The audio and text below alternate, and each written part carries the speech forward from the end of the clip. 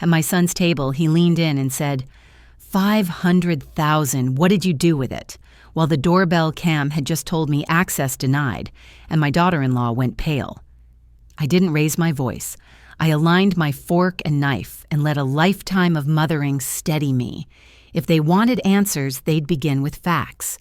I set down a stamped envelope, asked for dates, accounts, and signatures, and decided paper, not panic, would speak for me. I thought it might be a simple family misunderstanding. It was only the first stone in something much larger. Before I continue the story, please subscribe and tell me where you're watching from, or drop a 1 if you believe calm and documentation beat drama every time. 500,000. The number was already in the air before I reached their front steps. I balanced a warm casserole on my hip, tucked the card under its foil, and rehearsed nothing. Mothers my age learn to breathe instead of beg. I rang shoulders square a visitor at my son's door. Dusk stays. The doorbell camera blinked awake, a red ring flaring against the stone. Voice not recognized, the speaker chirped. Access denied. I smiled at the lens as if it were a skittish child. It's Aileen, I said, slow and clear. The dot stared back. Silence. Across the street, Orla paused with her terrier, and then pretended she hadn't seen me. Peonies on the stoop bowed their pink heads in a draft from the lake. I shifted the casserole, felt heat on my forearm, and rang again. Inside footsteps, then the soft clack of a remote unlock, not a hand on a knob. A house that lets you in without a word is a cold house, I thought. The deadbolt slid. The door opened 3 inches, then 6. No welcome, just space. I stepped through it anyway, careful not to smudge the glass with my sleeve, careful not to drop dinner I wasn't sure they needed. The towel left a stripe on my palm. The red eye watched. Darlie's perfume arrived before she did. She opened wider with an air kiss that never touched skin. Damien half-hugged me over the casserole, his phone still in his hand, face lit by numbers. "You're right on time, Mom," he said, already turning. The dining room gleamed like a showroom mirror-polished table, set with crystal. A single chair waited at the far side, angled so that pulling it out would nudge me into a corner. I placed my dish where she pointed, then took that chair anyway. Old habit, know your exits, measure your hosts, sit with your back to a wall. Above us, the chandelier dripped glass napkins fanned. Darlie inched my chair to the credenza, fencing me, smiling like kindness. We talked weather the way surgeons talk sterile fields. Lake wind had been unseasonably sharp, Darlie said. Donors loved the new wing at the hospital. The private school auction went well. "How's Oak Park?" she asked, eyes on my shoes. "Blooming," I said. I watched who poured the wine, who interrupted, who let silence stand. Damien refolded his napkin twice, then glanced at his phone again. I mapped them the way I once mapped mortgage rates, patient quiet, looking for the hidden costs. Darlie asked about my garden, then talked over the answer. She praised the card on the dish, not the dish. The library's Capitol Drive, I offered. "We gave early," she said, savoring we. I kept my breathing. The clink of forks settled, and Damien put his phone face down like a gavel. His tone shifted to boardroom calm as glass. "Mom," he said, $500,000. What did you do with it?" Darlie's ringed hand tightened on her wine stem until the diamond caught the chandelier and threw a cold star at the wall. I didn't answer. I aligned my fork with my knife, slid both parallel to the plate's rim, and lifted my water. "I'm going to ask you to restate that," I said. "Date, source, and purpose, please. Then we will proceed." He blinked, not expecting a meeting agenda. The trust, he said. Dad's retirement. The transfer last year. $500,000. The word trust floated between us like an uninvited guest. In my chest, a door I keep locked clicked once. "Someone sent a screenshot," Damien said. "A ledger in your name. If it's wrong, say so." Darlie's eyes bounced between us, measuring. Lemon polish and oven heat hung in the air. I set down my glass and let the hush show its seams. "Date bank purpose." I repeated level. "Bring what you have and we'll review together." Darlie began to speak and then stopped when I didn't look at her. Damien rose halfway, then sat. He reached for the phone he had set aside, thought better of it, and left it face down like a guilty coin. I folded my hands and waited. Silence is a tool if you know how to hold it. Give it a minute and holes will widen all by themselves. The screenshot, I said. Email it now. He cleared his throat. It's on my work account. Forward it. Answered and waited. Darlie topped off her glass, offering none. The vents hummed. A robot clicked the baseboard. When he didn't move, I let the quiet grow teeth. Through the window, Orla's silhouette slid along the hedge again, the terrier tugging. Exterior lights clicked on in a polite wave across the lawn. Darlie's smile held steady until I said, "We'll review together," and then it faltered quick as a card trick. Damien rubbed his temple with 2 fingers, a habit from algebra homework days. I didn't stand, didn't soothe. I waited like a notary and kept my pen inside my purse. The chandelier cast constellations. Orla moved on. The hum felt a verdict. My name, my credit. The kid's college, I said not loud, not small. That is what we are discussing, and those are not toys. I did not look away from my son. The words lay on the table like keys. He swallowed. Darlie shifted as if thorn bloomed. The HVAC kicked on a soft rush that made the chandelier tremble. Damien's gaze slid to the leather briefcase in the hall and back to me. I kept my breathing even and my hands quiet on my lap, steady. The doorbell chimed, once bright and domestic. No one moved. A breath later, a heavier knock struck the wood twice. I didn't rise. I kept my eyes on my son and measured my breath as the sound held the room. The chandelier stilled. The vents paused. FBI. Open up, the voice repeated as Darlie's glass slipped, and Damien looked at me like he'd never seen me before.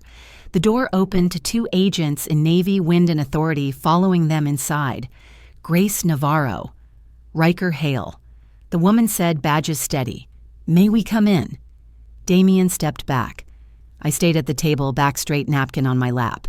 The house smelled of lemon polish and a supper that had cooled. Navarro sat across from me, calm and centered. This will be brief. Damien killed the music. The chandelier threw bright ovals on the polished wood. Darlie hovered with a pitcher. I declined. Every glass sounded too loud. We're investigating a transfer, Navarro said. 500,000 moved from your company account, Mr. Hart, to an account named Aileen Hart, about 6 months ago. The receiving address on file isn't Oak Park. Give me the exact date, I said, and the last 4 of the receiving account. March 15th, Hale answered. Ending 8123. Thank you. I aligned my fork and knife by reflex. Agents, I'll bring statements, devices, mail. Please airdrop copies of anything you show tonight. Navarro nodded once.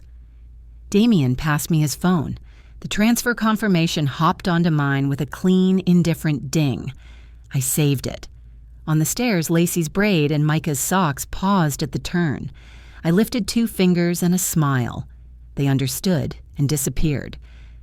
Let's look at this, Hale said. He angled a tablet to us all. Bank counter. A woman in a pale coat sliding papers. Time code at the bottom, my name stamped across the top. The face was not mine. I let one breath out. That's my name, I said, not my face. I didn't need volume. Damien's eyes moved to Darlie as if pulled. Her ring hand tightened on the stem until the crystal chirped. What address sits on that account? I asked. Lake Forest, Navarro read. P.O. box tied to a small branch. I opened my notebook and wrote the line exactly as she spoke it. I added, without looking up, that's where Darlie's donor circle banks. No one answered. The HVAC hummed like a jury. Next steps, Navarro went on. We'll subpoena that branch for higher-res video signature cards and IP logs. We'll request statements to map flows beyond this transfer. Mrs. Hart, we'd like a voluntary statement tomorrow morning and consent to image your devices. We'll leave cards and send copies of tonight's materials. 9 a.m. Works, I said. Please airdrop your cards now.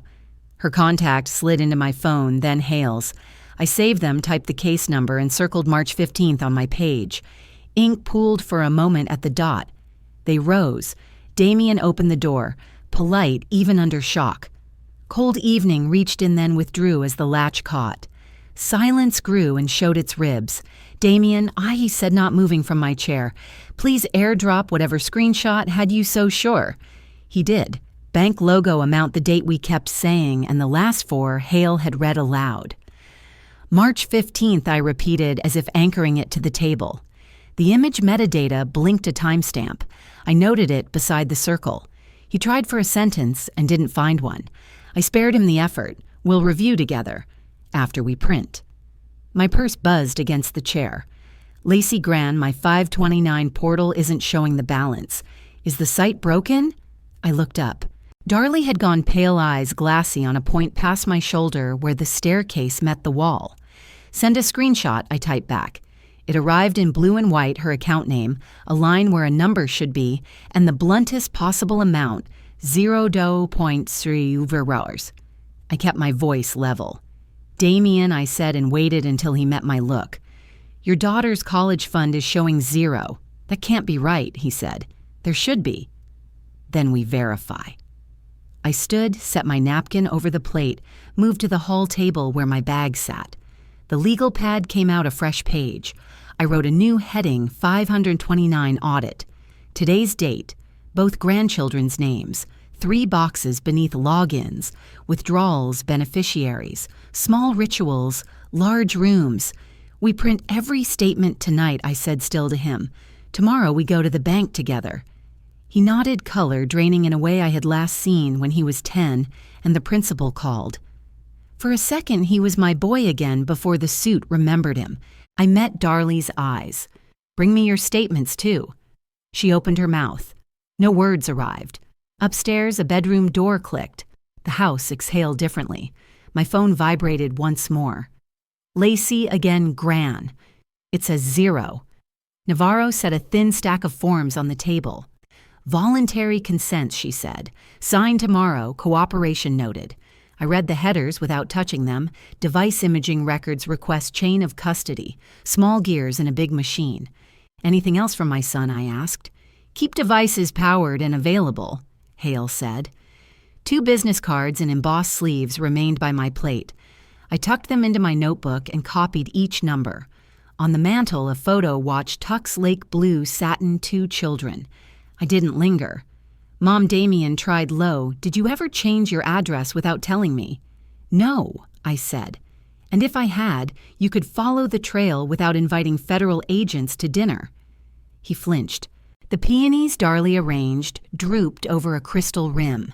I filled a glass and poured. Petals lifted. "Some care you give because it's decent, not because it will be remembered. For now, okay, Gran." "It says 0, the text read, and my chest went cold in a way the FBI never managed. I didn't stand. I didn't gasp. I set my phone face down on the linen runner and asked as evenly as if I were asking for salt, "Where's the family iPad?" Darlie's smile pinched. "Sites glitched during maintenance," she said, already half out of her chair. Damien's jaw worked. "Lacey came down the back stairs in socks worry too old for a 17-year-old face. Gran, I can log in." She slid beside me with the iPad. I angled the screen so Damien could see and kept my voice soft. "No panic. We verify. We breathe." The 529 portal needed 2-factor. Lacey glanced at me. I nodded. "Use my number." The code hit my phone. I read it out, noting the URL and the last login time stamped in the corner. Damien stood behind us like a sentry. Darlie hovered sleeves, whispering my shoulder. The dashboard spun, then settled. Balance 0.00. The date of the last withdrawal sat there like a bruise 2 weeks ago. Beneficiary Lacey. I took a screenshot and emailed the transaction list to myself for the record. "It's a data sync bug," Darlie said again, a beat too fast. "They push updates on Tuesdays. Then we'll pull the transaction ID and call I answered." I tapped details. The page coughed up an alphanumeric string and a line that read, "Changes made by authorized user." Lacey's hand trembled. I covered it with mine. Coco upstairs, I told her and to Micah, who had sagged into the doorway, 2 mugs extra marshmallows. They went because my voice said the adults would handle it. I dialed the provider at the table. "Plan number, please," the woman said. I gave it along with my name, birth date, and the answer to a security question I wrote on a sticky note 20 years ago and never forgot. She confirmed the zero balance and the date. "Policy won't allow me to name who changed it," she said. "I can open a ticket and email identity forms." "Please do," I said. "Send them to my address on file.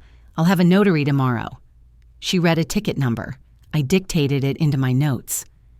I kissed Lacey's head on the stairs and sent both children to brush their teeth. Back at the table, I said a small, clean line. "Tonight, no accusations, only documents. Damien, please airdrop me the transfer confirmation you showed me earlier." He obeyed, grateful for a rule to hold on to. The image bloomed on my phone, March 15th, 2nd, 14 p.m., act ending 7403. "Thank you," I said. "We'll print it for the folder." Darlie reached for her glass and missed the stem by a half-inch. At 9, I drove back to Oak Park, the car humming a steadiness I borrowed for myself.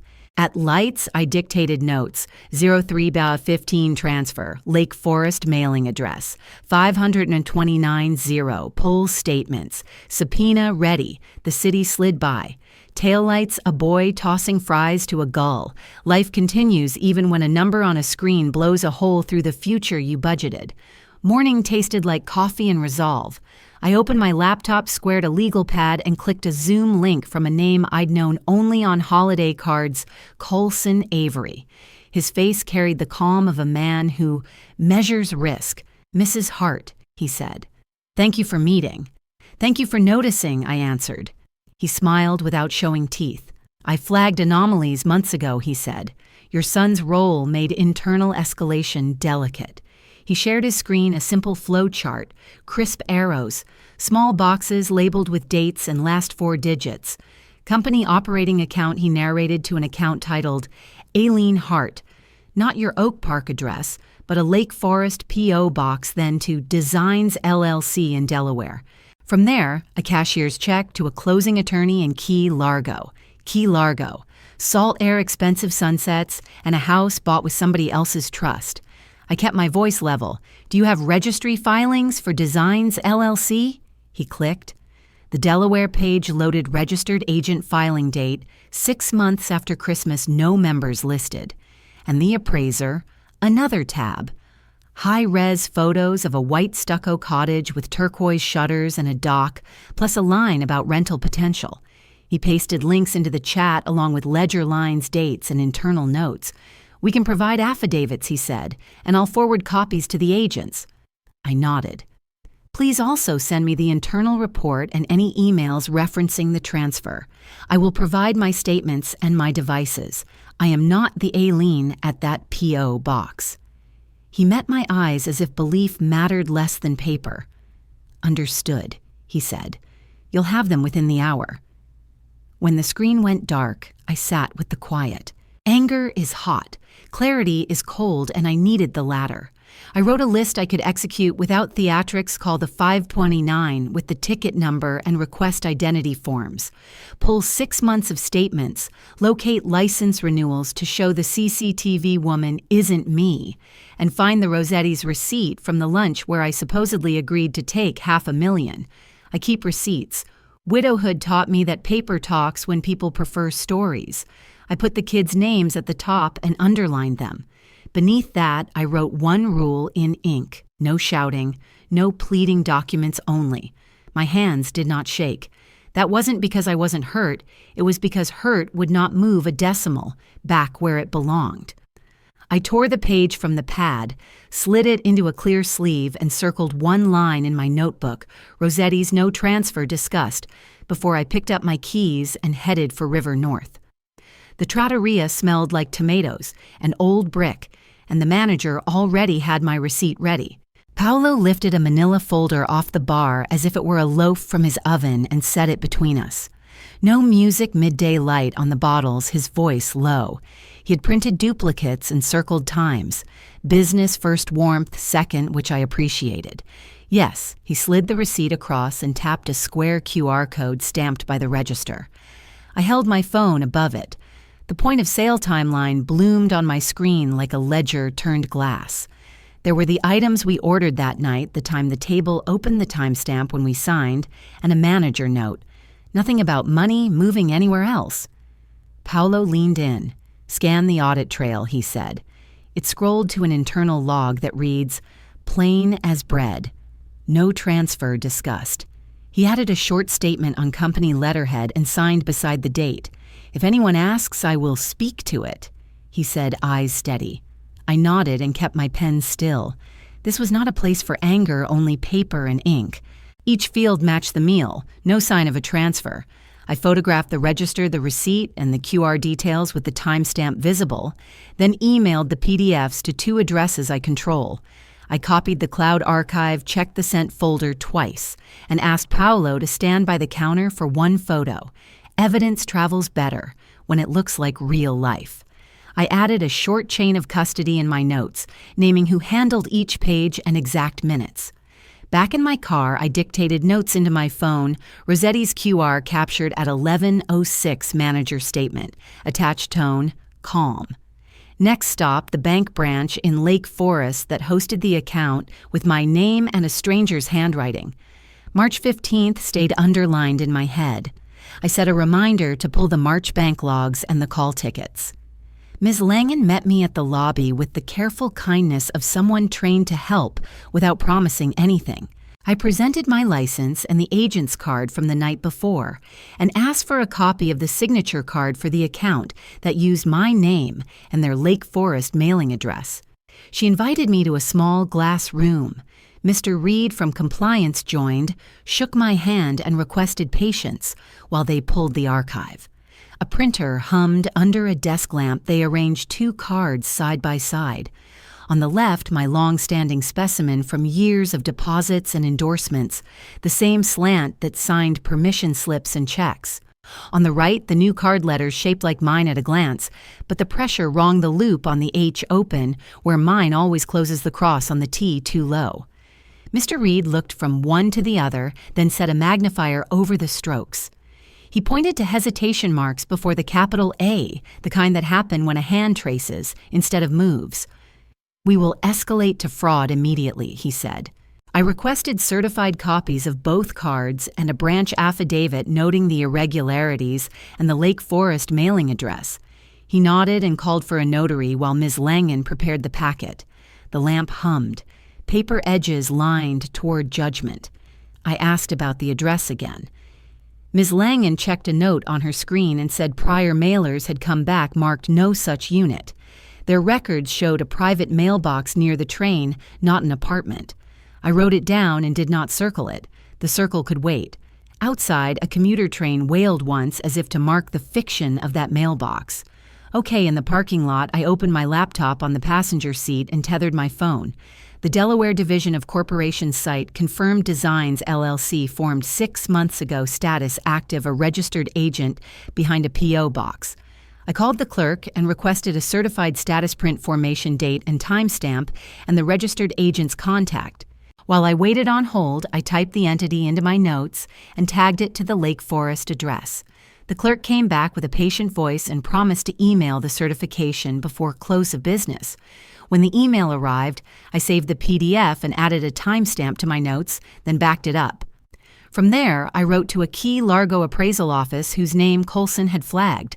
An assistant replied quickly, confirming that a cashier's check referencing Designs LLC covered a limited appraisal on a waterfront parcel 2 weeks after the Delaware formation. She would send a letter on company letterhead with the parcel number and the check reference and attach the engagement date.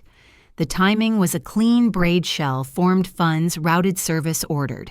I thanked her and asked for the parcel map link so I could see the line where land met water, the corner everyone sells in brochures. She added it, and I flagged the thread for the agents. By late afternoon, my inbox held the pieces, the QR log and receipt the manager's statement, the certified copies and the affidavit from the branch, the Delaware certification, the Florida email. I labeled each file with time and source, printed a working set for my binder, and listed who would receive what. The agents tomorrow. Damien when precision would matter more than volume. I labeled tabs. I placed the bank affidavit on top of the stack. The red stamp looked almost warm under my desk lamp, a warning finally working in my favor. The next document I needed would carry its own seal, and I knew exactly where to get it.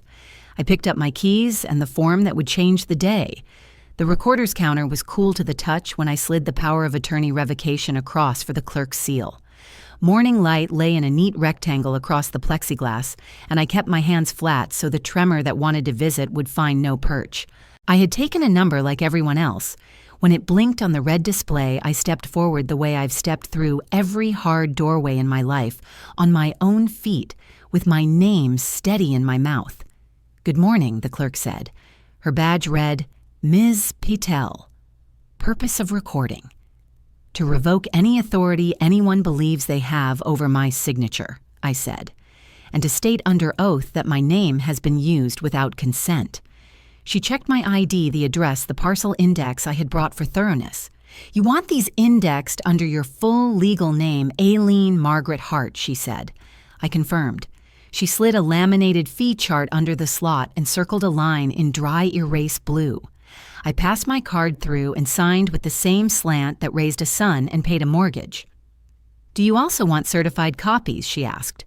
"Two," I said. "One for my file, one to hand across a table." The stamp came out of its drawer with a soft clack. "Ms." Patel smoothed the revocation page and the identity theft affidavit and set them beneath the die. She eyed the placement, then brought the force down clean. Wet ink spread inside the circle. The paper accepted it like it had been waiting. She followed with a dry emboss the metal, raising a faint halo the fingers can read in the dark. She printed a receipt and slid it to me with the numbers that matter more than mood document number book and page. I asked for the e-recording confirmation by email, and it arrived before I could thank her. I forwarded it to my counsel inbox and to the agent's card from last night with a subject line that said what needed saying, "filed before any meeting." At the notary window, Mr. Campos asked me to raise my right hand for the chain of custody statement I had drafted. I swore and signed a single page listing the evidence I possessed and where it would live until needed certified copies of the revocation and affidavit, bank affidavit and certified signature specimens, Rossetti's receipt and QR audit, Delaware status print for Designs LLC, the email from the Key Largo appraiser. He added his seal and signed his name with the care of a man who knows ink can hold back a flood. From there, I drove to Oak Park and parked beneath the credit union awning where I stood with my husband the day we opened a box we thought we might never need. I asked for access to the same safe deposit and spread a duplicate set across the small table in the booth room. Red-stamped copies notarized statement index of files with a cross-reference to the cloud folders. I placed a printed photograph of me holding the envelope in the frame of the booth's camera and asked the attendant to take a picture with the clock in view. I logged the box number in my notebook and wrote a short sentence beneath it. "If anyone asks where my name is, it is here." I shut the drawer gently, thanked the attendant, and stepped back into early afternoon heat that smelled faintly of cut grass and warm tires. The envelope that would travel did not go in the box. It rode with me, heavy as a small book. On my dining room table, I assembled the set for my son. Manila tabbed no drama. I wrote a cover letter in the same tone I use when I explain recipes to the grandkids, only shorter. From today on, my signature speaks for itself. I listed what was enclosed and what it proved. I stated that all conversations about money would run on rails made of documents, not memory. I signed with the slant that belongs to me and slipped the letter on top. The envelope closed with a hiss that sounded like a promise kept. Late afternoon found me in Damien's kitchen, the same polished island where last night's accusation had landed. I set the envelope on the stone between us and left my hands beside it, palms open, nothing to hide. Before we say anything, I said, "These are the boundaries." He folded his arms, then unfolded them. No chin jut, just a sun trying to recalibrate. "Okay," he said. "We don't accuse without documents," I said. "Anything you believe you saw airdropped to me. I will share what I filed today with the agents and with company counsel. We will protect the kids' college communications, and we will not frighten them with adult words they do not need." He nodded once. I slid the envelope forward an inch, not more. He didn't reach for it. I did not push. Distance speaks. "We'll meet tomorrow after I speak with the provider." And the bank, I said, "If you find anything else on your phone, do not interpret it. Send it. Facts first." His eyes met mine. He is a good man inside a bad moment. "Mom," he said softer than last night, "thank you for not yelling." "Yelling seldom changes paper," I said. Paper, however, can change everything. I touched the edge again, then let go. On the way out, I texted myself a checklist provider letter, smart home access logs call with compliance preserve messages. I took a picture of the handoff envelope on the counter with the kitchen clock in frame. Proof lives in little things, too. My name felt correctly stitched to me again, not because anyone gave it back, but because I took it and recorded the taking, where no one can unring it. The seal had dried. Now it was the house's turn to speak. The 529 provider answered on the second ring, and the smart home app was already loading on my screen. I set my notebook flat, a black pen bridging the spiral, and kept my coffee within reach of the modem lights. Last night's notes waited in a square hand. March 15th. Lake Forest address. Education fund 0. I didn't pace. I stacked questions and breathed until a human voice picked up. Security took memories, not passwords. I named the street where my son learned to ride the color of our old door, the nickname his father carved into pumpkins. "Thank you, Ms. Hart," the representative said. "Your account is verified. An authorized user was added 7 weeks ago from an IP on the North Shore. I can't share the name by policy, but I will open an audit ticket and cue a letter on company letterhead. I asked for precision, the exact time, any device type in the logs, and the change path touching the beneficiary field. She agreed and read back the new ticket number. The email chimed before the kettle clicked. I printed the confirmation, circled the ticket and the CSR ID, and clipped the page under a tab that read, Education. Then I called Smart Home Support. The hold music lasted 3 bars. "Let's pull up your audit," Mr. Everett said. He guided me through Settings Household Profiles Audit. The entry waited in plain type Delete Voice Profile, Mom Aileen, User, Admin Guest Mobile, time 5:58 p.m. Tuesday. "Do you want a certified export?" he asked. "With a checksum and a case number," I said. He sent a zip and showed me how to lock retention so the log would not rotate away. I printed the case summary and stapled it to the education ticket. The stack looked small but heavy truth, still in black and white. I scanned both into a folder titled 3 Fronts and mirrored the files to a flash drive. The drive got a paper label and a place behind the red seal packet. Then I checked myself like I used to check a classroom before a fire drill what comes with me, what I can let burn and still be whole. I added a short line to the index all family conversations paused until documents are in the room. Agent Navarro called while the printer warmed the room. "We have subpoena returns," she said. Between Darley and a contact listed as Carla. Phrases like family arrangement and prep her testimony and lawyer can script. "I'll send a redacted PDF for your records." I let the words land and pass through. "Paper first," I said. "I won't confront anyone. You'll have a packet in the morning." She thanked me for staying disciplined and reminded me to keep my phone location on for the next 24 hours. I texted my son a single line. For the kids' sake, no more discussions without documents present. I didn't watch the typing bubble. I wrote Tuesday 5:58 beside the deletion entry, 7 weeks ago beside the authorized user line, March 15th beside the transfer screenshot he airdropped. When anger reached for my throat, I put a date on it. Dates don't shout. Dates stand up in rooms where noise would fail. The export email arrived with a hash value like a long bone. I printed the page that listed it and flagged it with a bright tab. Under the tab, I wrote the case number, the agent's name, and the time down to the minute. The education provider sent a second email confirming that compliance had the letter Q'd. I printed that too and noted the secure link instructions. When the ink dried, I slid the flash drive into its sleeve and locked my file drawer. The apartment was quiet enough to hear the radiator tick. Navarro's text arrived with a preview line from the thread. Family arrangement, prep her testimony, lawyer can script. I put 3 dots beside each phrase the way a math teacher dots an angle and refused to bleed. If you want to know who people are, watch what they write when they think only a friend is reading. I made tea, brought the mug to the desk, and reviewed the morning for holes. 2-factor codes printed and clipped, names with accents and middle initials captured, my own tone level. I reminded myself that restraint is not retreat. It makes room for facts to be heard. Facts endure. A private number rang. A voice offered a consultation with a defense attorney who specializes in family financial misunderstandings.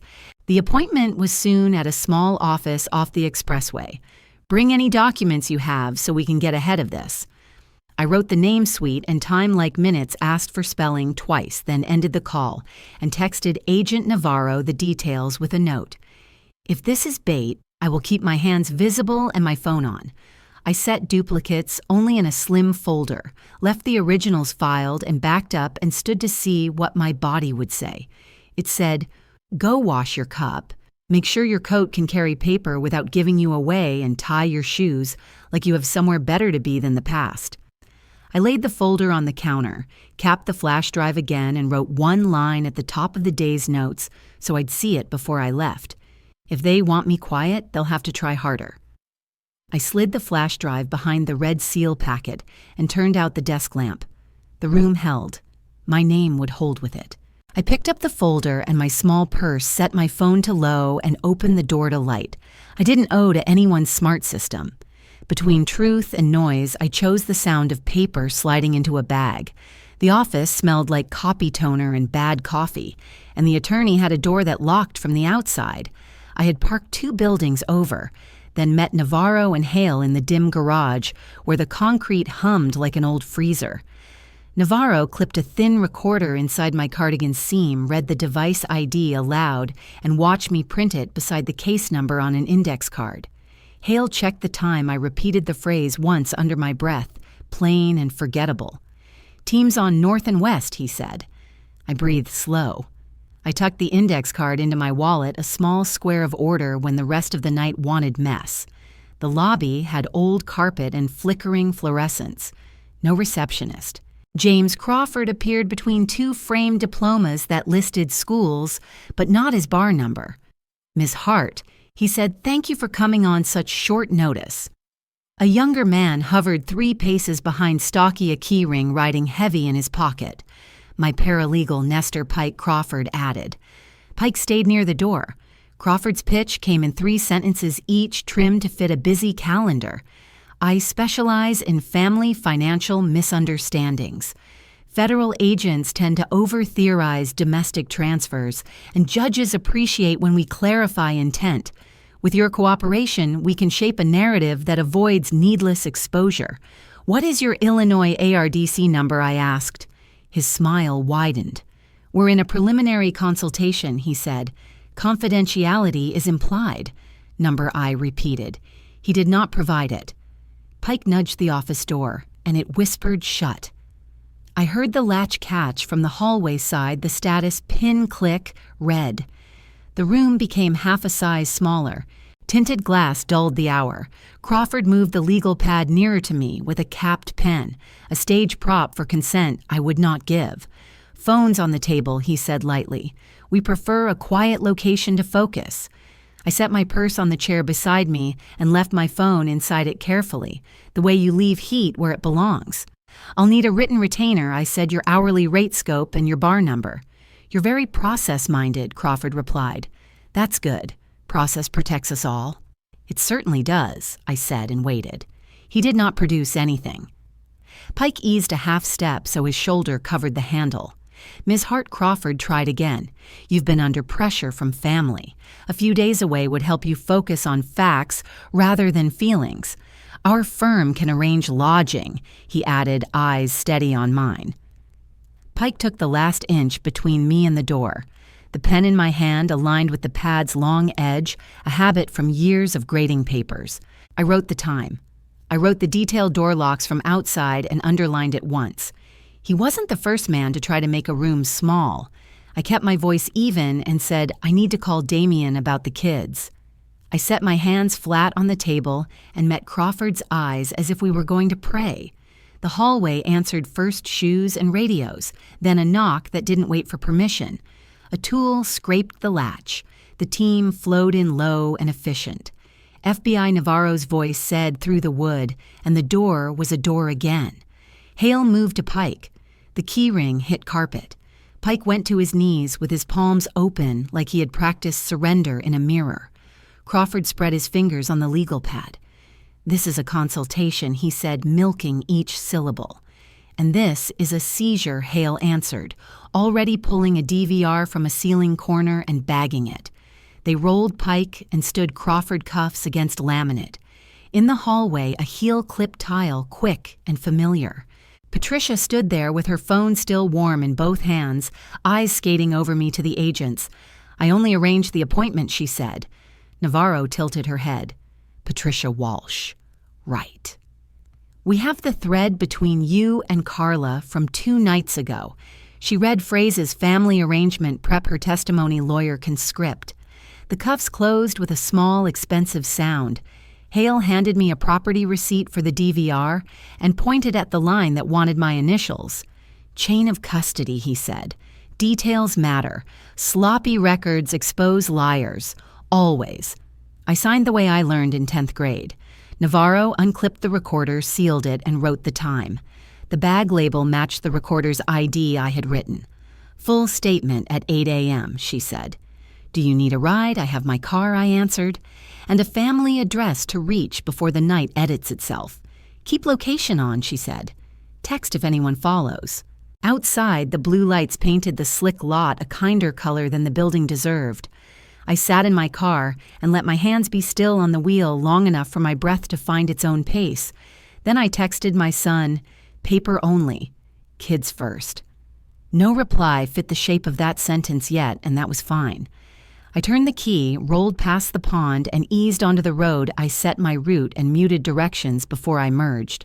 The blue lights faded in my rear view, and the house on Elm looked smaller than it ever had.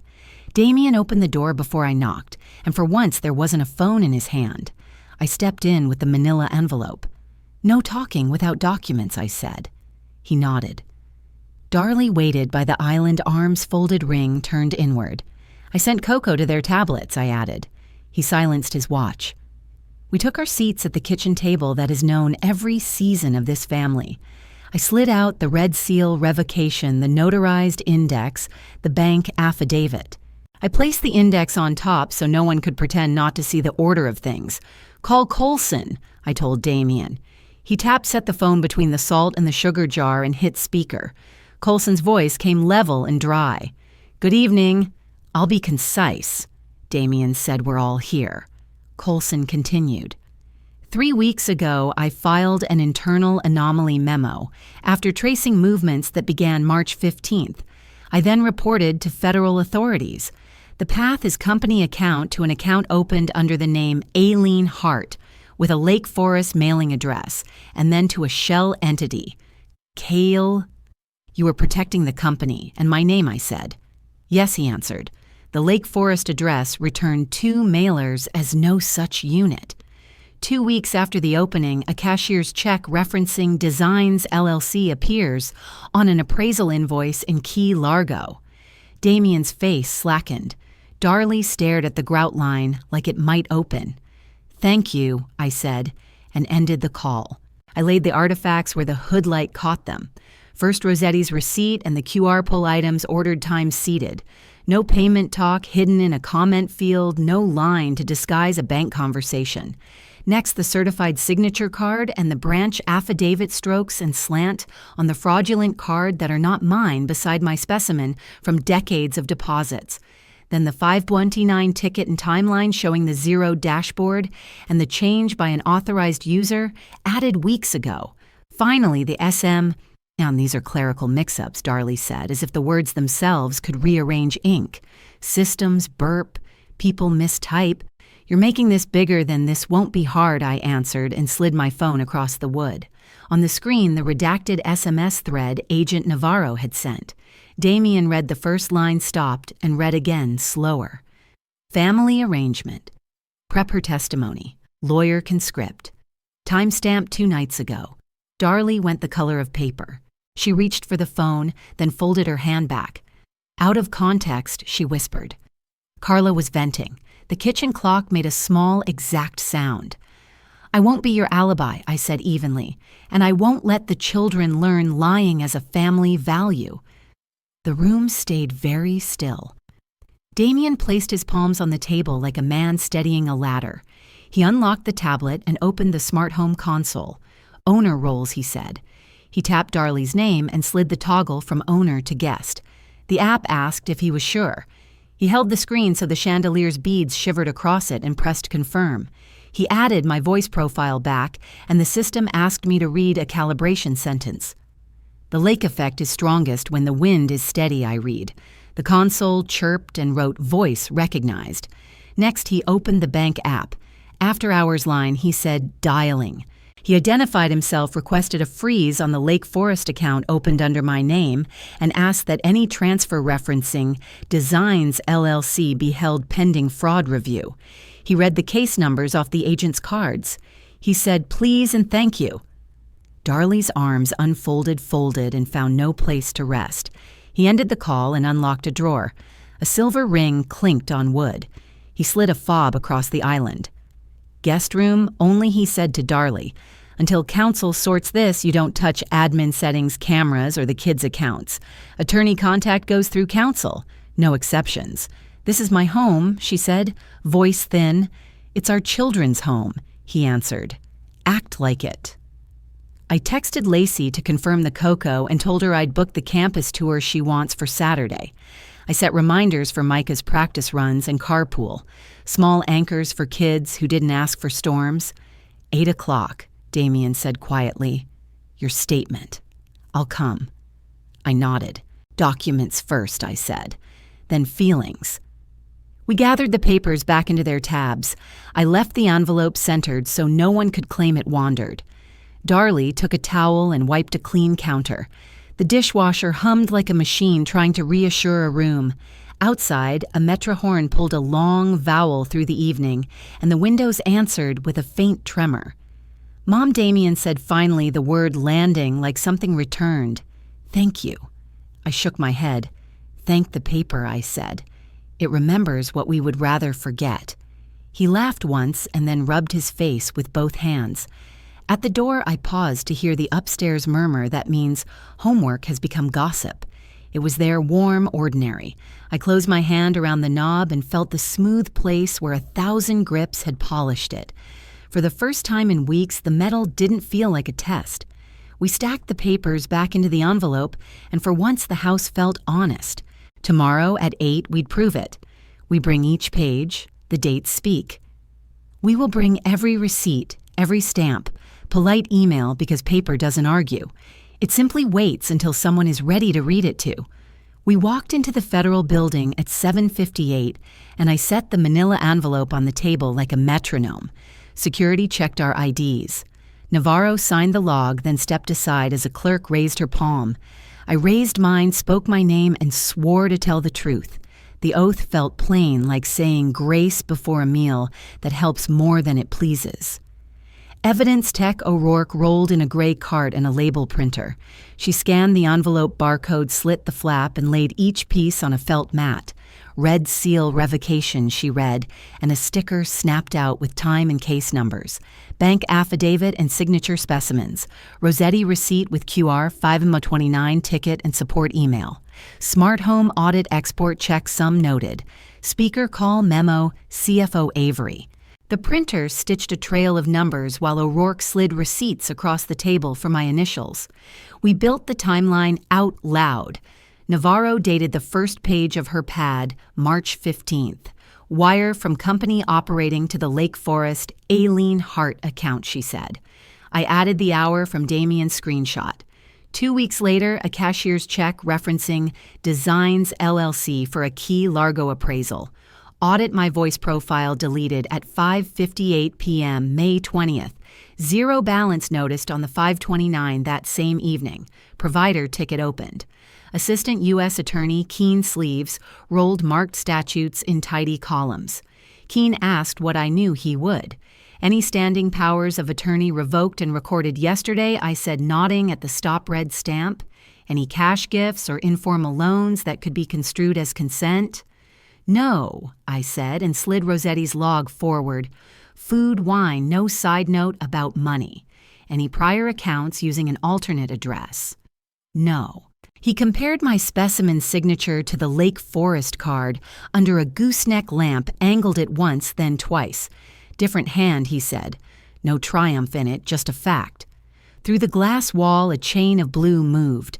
Patricia was led past wrists cuffed in front hair, neat as if she had scheduled the arrest. She looked at me only long enough to register that I was in a chair, not on a floor. An hour later, Keen returned from a side room.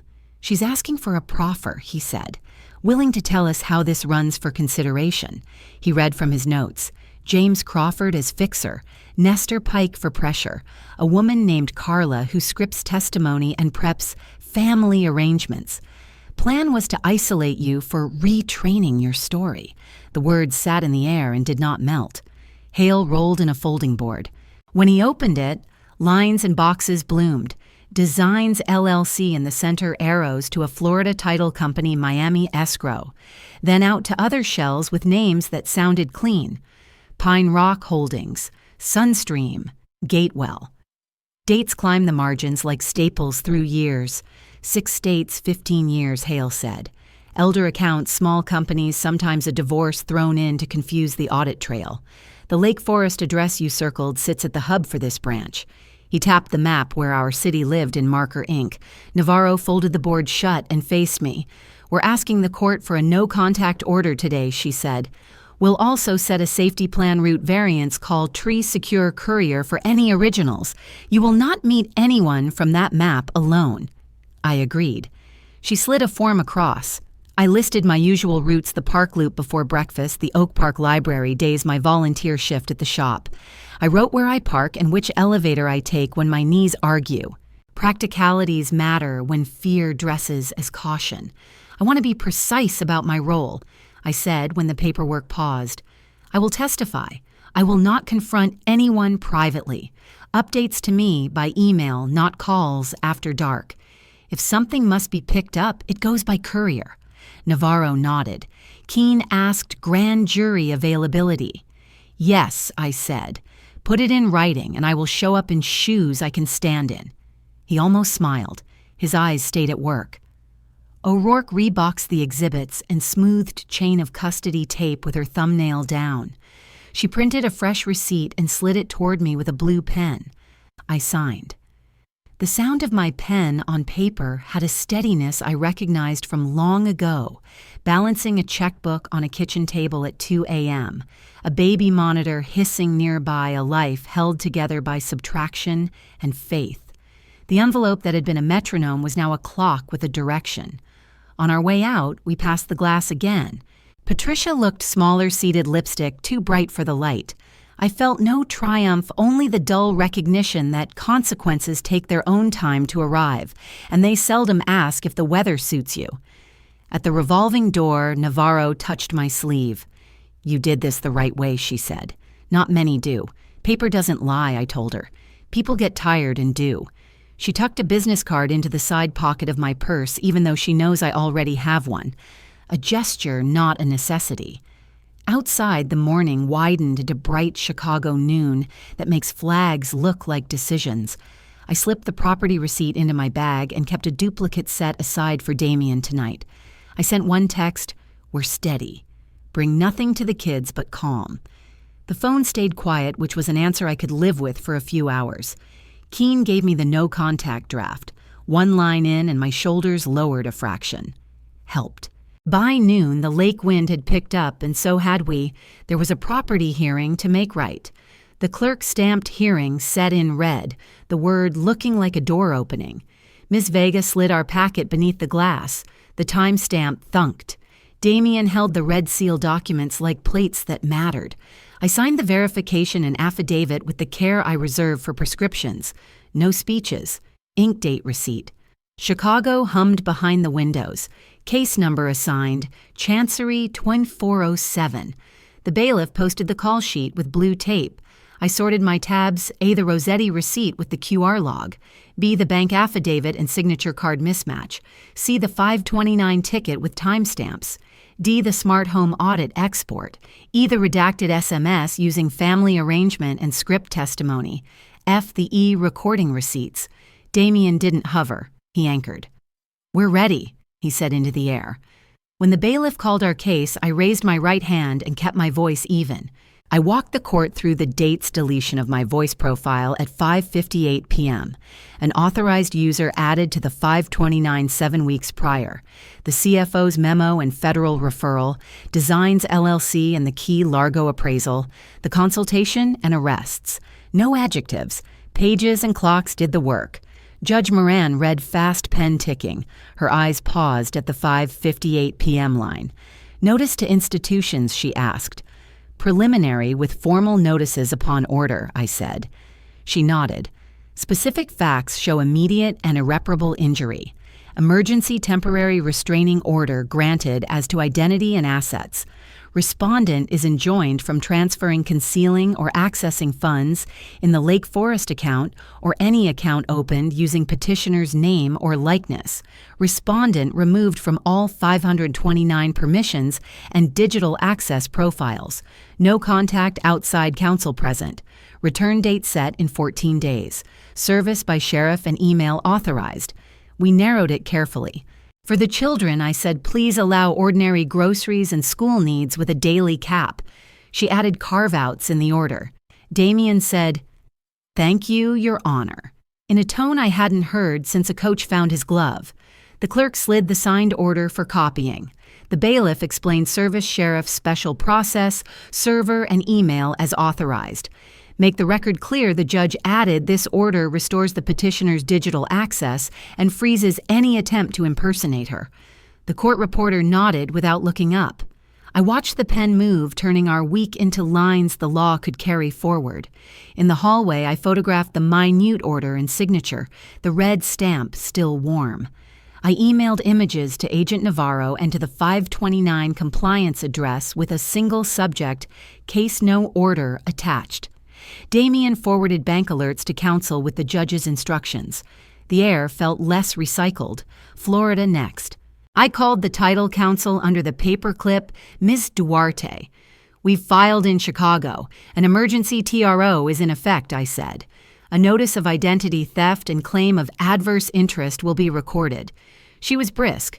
"We can place a stop transfer hold on the Keys escrow now," she said. "And once the notice records, the title will carry a cloud no buyer will ignore. It's a lis pendens by another path. Email the PDF and the order," she added. "I'll send a doc ID and notify escrow." Back at the counter, Ms. Vega handed certified copies with a raised seal you can feel. "Service packet," she said, tucking one set into a large envelope stamped in red. "Sheriff will confirm." I wrote receipt numbers in my notebook, the columns lining like fence posts. In the elevator, Damien checked his watch, then looked at me. "This is the right way. It's the only way," I said. Crossing the plaza, my phone chimed, "Miss Duarte. Hold placed, notice received for recording. Doc ID to follow." I forwarded it to Navarro and AUSA Keene with the subject, "Florida Cloud" on Title Live. The lake wind tugged at my jacket. I pictured the red stamp traveling through wires, drying in rooms I would never see. Paper has weight, even when it lives as a scan.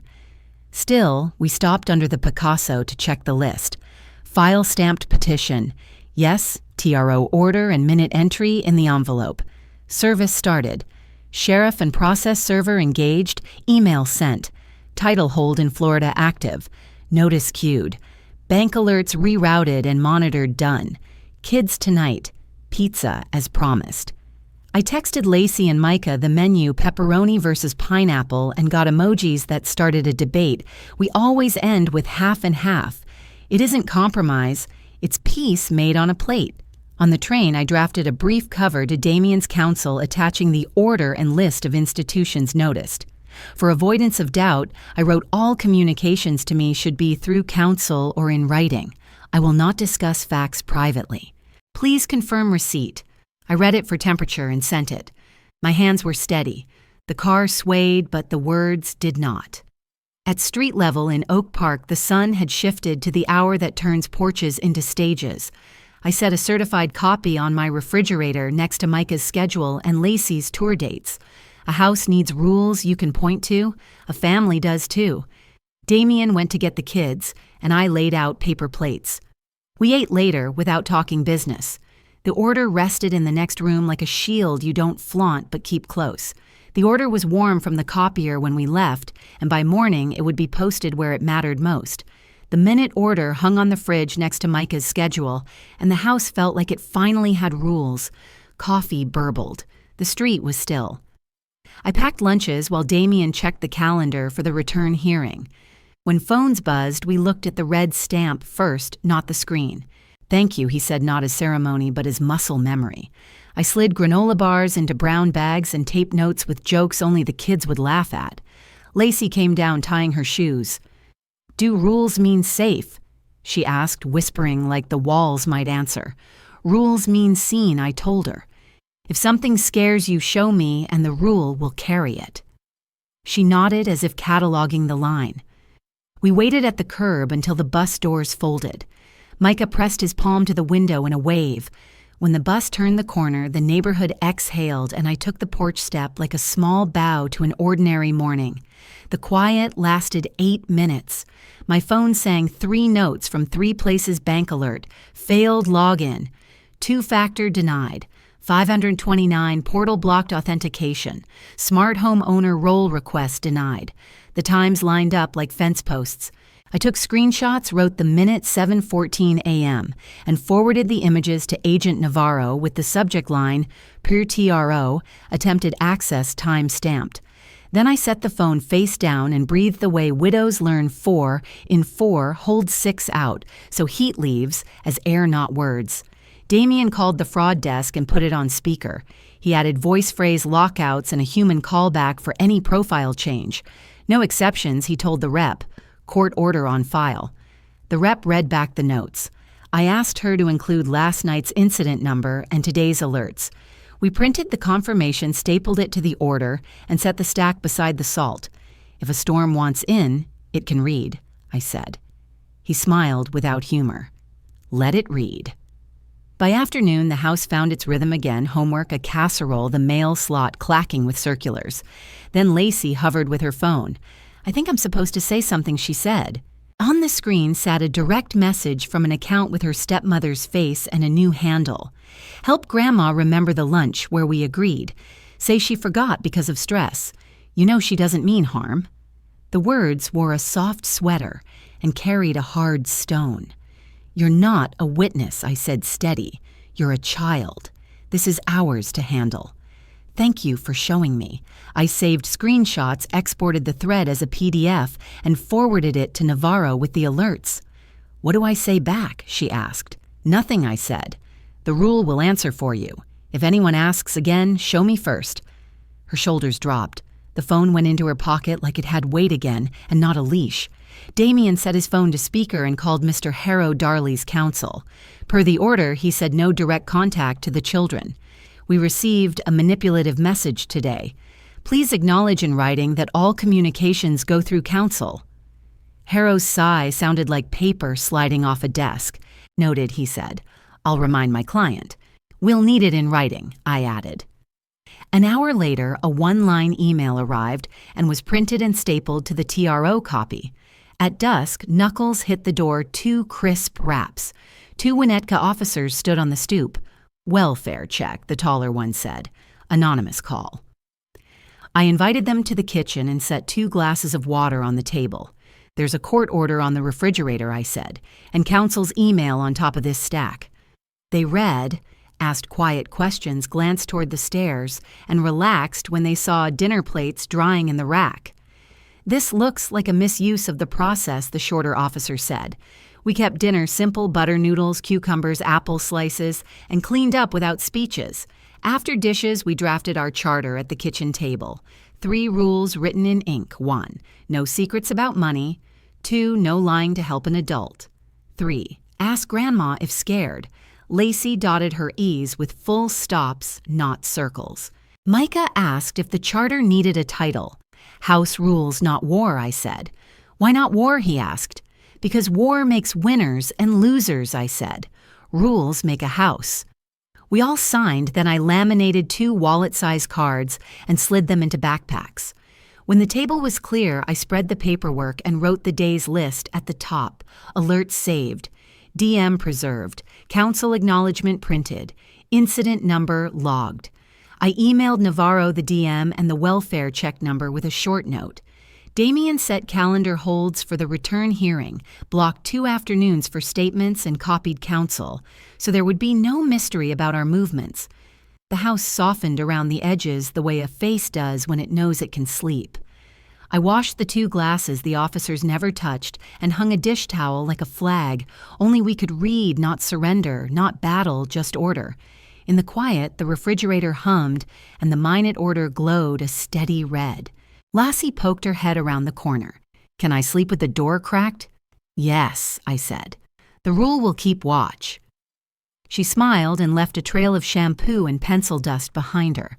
By night, the house was quiet. The papers were stacked, and the dates circled on the calendar glowed like a small red lighthouse. Tomorrow would test us. The return hearing felt less like a fight and more like filing the last stone into place. Roll was called. We took our seats. I set the indexed binder and the stamped order where the judge could see them and let my breathing match the clock's second hand. When the bailiff said all rise, I rose with the steadiness of someone who had already done the hard part. Gather, stamp, and wait without flinching. Under oath, I described what changed since the temporary order, the morning alerts that sang at once the direct message, asking my granddaughter to script over truth, the anonymous welfare check that found only dinner dishes, and a house that knew its rules. I noted counsel's written concession ending any contact to the children outside of counsel. Each item was paper, not performance. Each page had a time. Judge Moran listened with his glasses low on his nose. "Relief sought," he asked. "Make the temporary protections permanent," I answered. "Continue the digital locks, keep me off no one's account, but keep her off mine and bar contact with the children, except through counsel and the parenting schedule already filed." The court reporter's keys ticked like rain. Damien sat straight, neither pleading nor gloating. Findings followed in the language of law. Likelihood of success met. Irreparable harm evident. Public interest served. The court converted the temporary order into a preliminary injunction and continued the digital lock directives. Darley remained removed from all accounts and the 529s. No contact to the children was expanded and made explicit. A status was set for 60 days. Any violation is contempt. Judge Moran said signing with a black pen that did not hesitate. I wrote the date twice. Tailoring came next, the part that feels like housekeeping but holds the roof. The judge ordered monthly bank letters confirming no unauthorized access and a smart home admin report showing roles and changes. Service would be by sheriff and email. Counsel would exchange logs 10 days before status. I asked one thing. Please note the children's best interests whenever funds are carved out for groceries and school costs. He nodded without commentary and entered it. The Florida thread was pulled tight on the record. Ms. Duarte's letter from Monroe County was admitted escrow hold in place. Notice recorded. Their court would honor ours. Funds tied to the key Largo file would remain reserved for restitution pending the criminal case. The clerk marked the exhibit. I felt a knot I had carried under my ribs loosen by a notch. It did not celebrate. It simply released. In the hallway, we met Agent Navarro. Her jaw carried a night without much sleep and a morning with coffee that did its job. AUSA Keen, just unsealed indictments, she said. Multi-state ring. The node you know as Designs LLC sits in the middle of 3 arrows. Patricia's proffer is credited. Arraignments start next week. I thanked her for the call tree and for not asking me to be brave when paper would due. She smiled at that. By the elevators, Damien spoke the way you speak when you choose repair over rescue. I'll set automatic deposits to rebuild the 529s, he said. I'll schedule counseling for the kids and share a weekly compliance calendar. No surprises. I answered with 1 sentence and no decoration. Do it in writing. He nodded. We have not been the kind of family that thrives on speeches. We are learning the kind that keeps receipts. Back at the table that night, I emailed the school counselor the orders and the charter the children signed. I declined a neighbor's invitation to catch up about events we had already placed under seal and under oath. We're handling it, I wrote and meant it. The house freed from performance returned to tone a dishwasher's hush, a pencil's rasp, 2 backpacks against a wall with their zippers closed. On Monday, Ms. Duarte called from Florida. The title office had posted the notice. The escrow company had logged the hold. A judge would enter an order to reverse the transfer if the criminal case and our injunction warranted it. We will email the doc ID, she said. I thanked her and read the line out loud so that my kitchen knew it too.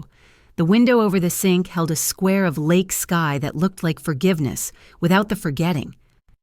That evening on the porch, Lassie showed me an email from a college we had toured when life still felt like straight lines. Tour confirmed it said. Micah carried out his guitar and played a riff he had been hiding. We set 2 mugs on the rail and watched the streetlights make halos on the pavement. The house was quiet, not tense. Rules, not war. I could finally hear the crickets again. Inside, the minute order hung next to Micah's schedule like a quiet lighthouse. Damien slid a copy of his new transfer blocks across the table, and I initialed the date received. Lacey tucked her emergency card into her wallet. We were not celebrating. We were rehearsing a steadier life. It settled now. I looked at the manila envelope that started all of this. What did I do with the money? I kept it honest. I kept it ours. And I kept myself. No podium, no toast, just a ledger in balance and a name returned to its owner. Tomorrow would bring calendars and letters and the ordinary friction of living. Tonight held its shape. Some legacies are built of marble. Ours is paper, properly signed, and the choice to use it. I'm Aileen, and here's what I learned. Keep records, keep calm, and keep yourself. Paper isn't cold, it's protection. When love gets cloudy with control, set boundaries that honor truth, not noise. Teach kids that safety lives in rules, not secrets. You don't need a scene to win. You need a timeline and your name back. What boundary will you write down this week? What legacy will your paperwork protect? If this touched you, drop a 1 or share where you're watching from. If it didn't tell me why, tell me your city and hard talk you handled gracefully. Prefer calm over drama. Subscribe, ring the bell, and stay.